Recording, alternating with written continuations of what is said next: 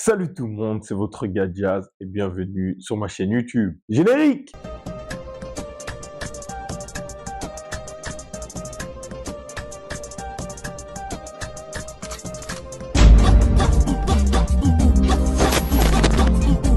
Petit disclaimer, alors avant que je commence cette vidéo, il se peut que certains éléments ne soient pas totalement exacts, ne m'en voulez pas, j'ai essayé de me renseigner au maximum que j'ai pu. Alors aujourd'hui, comme vous l'avez compris, nous allons parler de la guerre d'indépendance de mon pays d'origine qui est l'Angola. Cette vidéo va se faire en plusieurs étapes. La première, nous allons parler du début, comment les Portugais ont découvert ce beau pays, cette belle région qui nous a donné l'Angola. Ensuite, nous allons parler de la période de décolonisation en Afrique. Et à la fin, nous allons parler de la guerre d'indépendance et aussi de l'indépendance en Angola. On se retrouve en 1482 dans la ville de Mbanza Congo. Et là, il y a un explorateur portugais qui s'appelle Diogo Caão qui vient d'arriver dans la zone. Et là, il est choqué. Il avait ses a priori d'Européens sur l'Afrique, se disant que les Africains n'étaient pas des personnes civilisées, c'était des personnes arriérées. Et le truc, c'est que arrivé dans la ville de Mbanza Congo, il se rend compte justement qu'il est dans une ville fortifiée, avec une organisation, avec des murailles. Et là, ce fut le premier contact établi entre le peuple qui est de Mbanza Congo et les colons portugais. Et à partir de là, c'est comme ça que les Portugais vont commencer à s'installer dans la zone, dans le pays que nous allons appeler plus tard l'Angola. Et justement, dans cette zone-là, il y avait l'Empire Congo. La capitale était la ville de Mbanza Congo. Le temps est passé et comme vous connaissez l'histoire, diviser pour mieux régner. Donc les Portugais sont venus, ils ont semé la division parmi le peuple de Mbanza Congo avec des pro-portugais et des anti-portugais. Et cela a donné une espèce de mini-guerre civile. Et donc, c'est comme ça que les Portugais ont pu s'implanter dans la région nommée Zaïre. Angola vient du peuple Ngola, justement, qui englobait la plus grande partie du pays qu'on connaît aujourd'hui sous le nom, justement, d'Angola. Et donc, du 15e siècle au 19e siècle, les Portugais étaient principalement dans le nord-ouest de l'Angola. Ensuite, nous arrivons au XXe siècle. Et là, comme vous le savez, durant le XXe siècle, il y a eu plusieurs guerres. Celle de 14-18 et il y a eu aussi la guerre de 39-45.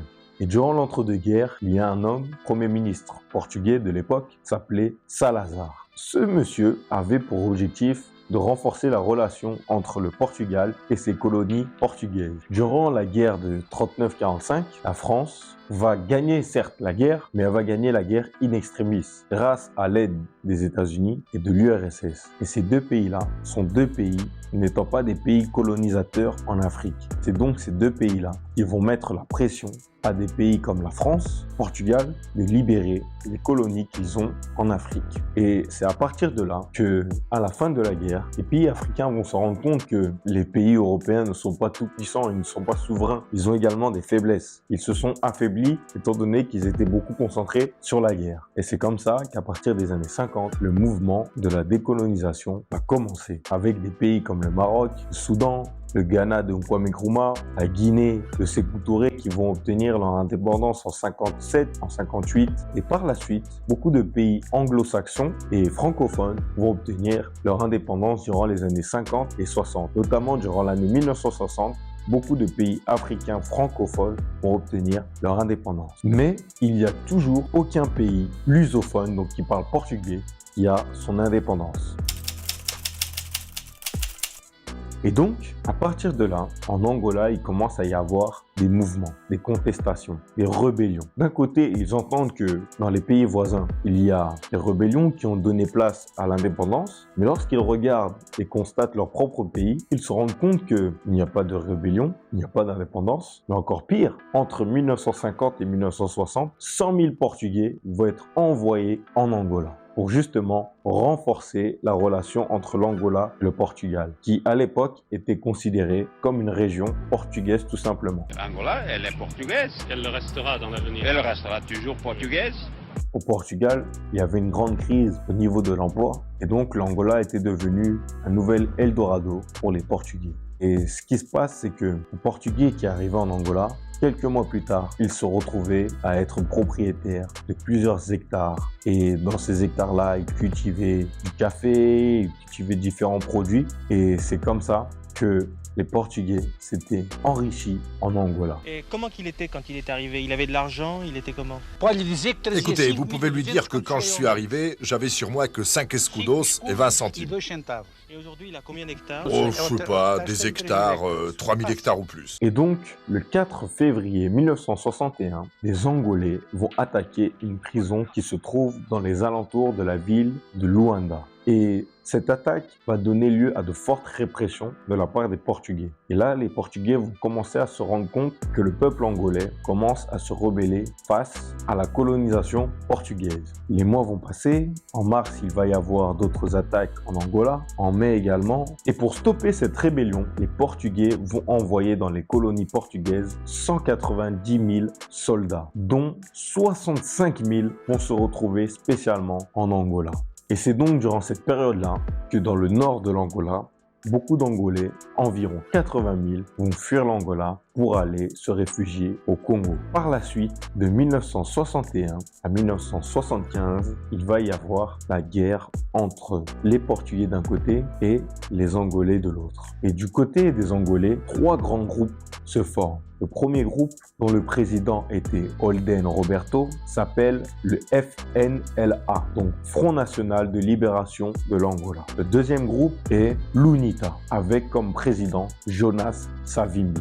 Et UNITA veut dire Union Nationale pour l'indépendance totale de l'Angola. Et le troisième groupe est MPLA, dont le président était Agostinho Neto. Et MPLA veut dire Mouvement Populaire de Libération de l'Angola. Et donc, ces 3 différents groupes vont combattre le Portugal durant cette quinzaine d'années. Ils vont les attaquer au nord avec le FNLA, ils vont les attaquer au sud, au centre avec l'UNITA, et ils vont les attaquer au niveau de la capitale avec l'MPLA. En 1973, le premier pays lusophone d'Afrique à obtenir son indépendance. Et ce pays est la Guinée-Bissau. Après ça, le Cap-Vert va également obtenir son indépendance. Le Mozambique va également obtenir son indépendance. Mais concernant l'Angola, ce n'est toujours pas le cas. Et en 1974, au Portugal, il va se dérouler un événement très marquant. Il s'agit de la révolution des œillets. C'est donc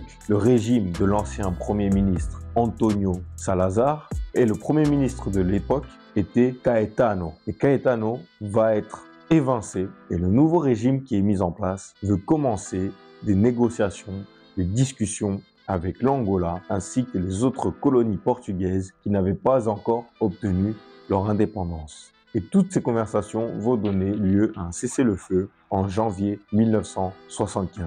D'un côté, les FNLA, soutenus par les États-Unis, ont leur objectif. De l'autre côté, l'MPLA, soutenu par Cuba, donc soutenu par l'URSS de l'époque, est également là pour leurs propres objectifs. Et de l'autre côté, il y a également l'UNITA qui est soutenu partiellement par les États-Unis, par la Chine également, et surtout par l'Afrique du Sud. Ils sont là aussi pour leurs propres objectifs. Malgré le cessez-le-feu, quelque chose est en train de se dérouler. Et le cessez-le-feu d'ailleurs a été signé d'une manière assez difficile par ces 3 différents partis. En janvier 1975, le Portugal et l'Angola s'entendent pour une date d'indépendance. Et cette date est le 11 novembre 1975. Et ce qui se passe, c'est que entre janvier et novembre, les 3 différents partis sont en train de voir qui va obtenir la présidence de l'Angola. Et ce qui se passe, c'est que le FNLA est au nord, le MPLA est au niveau de la capitale ainsi que ses alentours, et l'UNITA est au sud du pays. Il va y avoir des discussions, pas mal de choses qui vont se dérouler. Et ce qui se passe, c'est que, arrivé en octobre 1975, le FNLA ainsi que l'UNITA vont se mettre ensemble pour justement contrecarrer les plans du MPLA. Étant donné qu'ils s'étaient rendu compte que quelque chose se tramait et surtout que la date fatidique du 11 novembre 1975 approchait à grands pas. Hélas, c'était trop tard. Étant donné que le parti du MPLA, dirigé par Agostinho Neto, avait barricadé Luanda ainsi que ses alentours. Et Luanda est la capitale du pays. c'est-à-dire que les Européens étaient à la capitale, les médias étaient au niveau de la capitale, le FNLA ainsi que l'UNITA, étant donné qu'ils étaient en dehors de la capitale, ils n'avaient pas accès aux médias. Et donc, malgré des mouvements de foule, le 11 novembre 1975, l'Angola va obtenir officiellement son indépendance et son président sera Agostinho Neto. La luta continua, a vitória é certa! A vitória é certa! C'est donc une victoire pour Cuba, qui avait sur place des hommes comme Fidel Castro et des milliers de soldats cubains, mais c'est surtout une victoire pour l'URSS. Et donc, Agostinho Neto est reconnu comme premier président de la République populaire de l'Angola à Luanda. Mais dans le même temps, dans la ville de Huambo, le FNLA ainsi que l'UNITA ont reconnu la République démocratique et populaire de l'Angola. On peut donc constater qu'il y a déjà, dès le premier jour de l'indépendance de l'Angola, une division entre les différents partis. Malheureusement, ce qui devait arriver arrive. C'est ainsi qu'il y eut le début de la guerre civile en Angola. Car d'un côté, nous avons le FNLA qui est soutenu par le Zaïre de l'époque avec Mobutu, qui lui-même est soutenu par les États-Unis. Au sud, nous avons l'UNITA qui est soutenu par les Sud-Africains, qui sont en train de monter au niveau de la capitale. De l'autre côté, nous avons le MPLA qui est soutenu par Cuba et l'URSS. Lorsque nous voyons tous ces différents éléments, nous nous rendons compte que la guerre civile en Angola était inévitable. Cette guerre civile-là est également accompagnée par des divisions ethniques, car le FNLA, dont le président était Holden Roberto, venait des ethnies Bakongo. Jonas Savimbi, président de l'UNITA, venait des ethnies Kibundu. Et en dernière place, nous avons l'MPLA qui était soutenu par les citadins ainsi que les habitants de la capitale Luanda. Et l'MPLA d'Agostinho Neto était soutenu par les métis qu'on appelait les assimilados et les citadins se trouvant dans les grandes villes comme Luanda et ses alentours. En 1979, Agostinho Neto va mourir en Russie des suites d'une longue maladie et son successeur sera José Eduardo dos Santos, qui va diriger l'Angola de 1979 à 2017. Par la suite, lors des années 80, il va y avoir de fortes guerres entre l'UNITA et l'MPLA. Le FNLA va disparaître petit à petit de la scène, étant donné que leur principal allié qui était le Zaïre s'est lui-même retiré de tout soutien pour le FNLA. Et de l'autre côté, l'UNITA était soutenue par l'Afrique du Sud. Les années vont passer, la guerre civile va continuer en Angola, de part et d'autre, et nous nous retrouvons en 2002. Jonas Savimbi, le chef du groupe nommé l'UNITA, va être abattu. Quelques mois plus tard, la guerre civile angolaise va être officiellement arrêtée à la suite de la signature d'un cessez-le-feu. Et donc, l'Angola aura eu une guerre civile pendant 27 ans. Guerre civile qui aura ralenti le pays. Ensuite, nous nous retrouvons dans les années 2010. Il y a un jeu, on connaît tous, qui s'appelle Call of Duty, qui va mettre en scène le personnage de Jonas Savimbi. Sometimes it's too late to save a man.